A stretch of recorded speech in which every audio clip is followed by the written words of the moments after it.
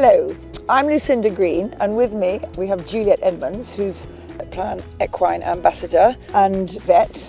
And we're going to take you through the final stages now, having got our horse from his break, from his time off, into full work for whatever it is that you want to do with him. Would you be worried about saddle fit as the horse gets fitter and changes shape? What would you do about that? Definitely, and it's worth, once your horse is back in work, having them checked again, just to make sure that there's not any pressure points and that the saddle is still as good as it can be for the horse. As I say, start with your saddler really and get their advice. And a lot of these saddles these days are adjustable as well, so that can be really sort of beneficial.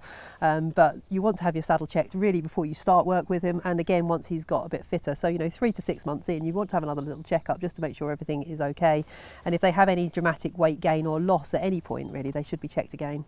You're bringing your horse's work up a level. You want to start cantering to get him fitter rather than just doing a few circles. Whenabouts would you start that, and what would you do? Yeah, well, we've been building up the trot work, and we've probably spent 4 to 6 weeks building up our trot work in blocks of trot, interspersed with walking. And so blocks of how many minutes of trot, say? Maybe 5 minutes of trot at a time. But starting at 2 minutes? Yeah, start at a couple of minutes, gradually yeah. build it up, yeah, absolutely. And then once we've done sort of 4 to 6 weeks, we can readily start cantering, and I would usually introduce some schooling and things at that stage as well. So it starts to put some circling in and a bit more strain on the horse in that way as well. And start blocks of cantering, rather like blocks of blocks of cantering, yes, yeah, a couple of minutes at a time. And I would often use interval training, particularly if I need to increase their stamina. So I would use 2 minutes of canter interspersed with 3 minutes of walk. And maybe repeat that 3 times, 3 blocks of canter at 2 minutes. Right. And then once that becomes sort of quite easy for the horse, I would be doing that a couple of times a week in that sort of level. And then maybe increase that sort of every 2 weeks, add a minute of canter. And so you're doing 3 blocks with 3 minutes in between each block, working up towards that. Yes. Excellent. And what about the use of hills?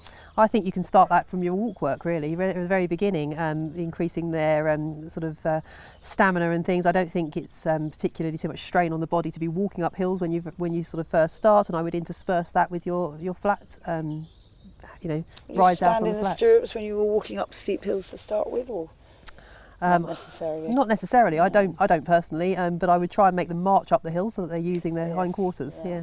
And what else would you recommend?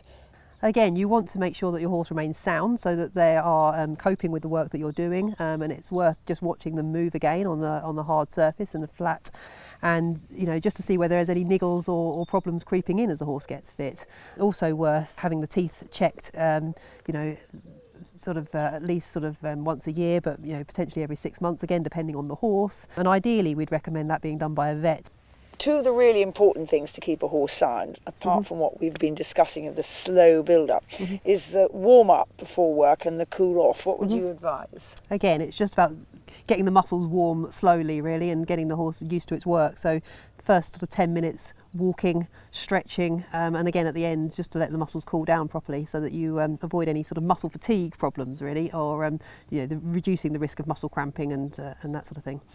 So if you've walked for 10 minutes, you wouldn't then go off on your canter? Absolutely not. No. It's about gradually building it up. You start off with your trot work. You do a few transitions.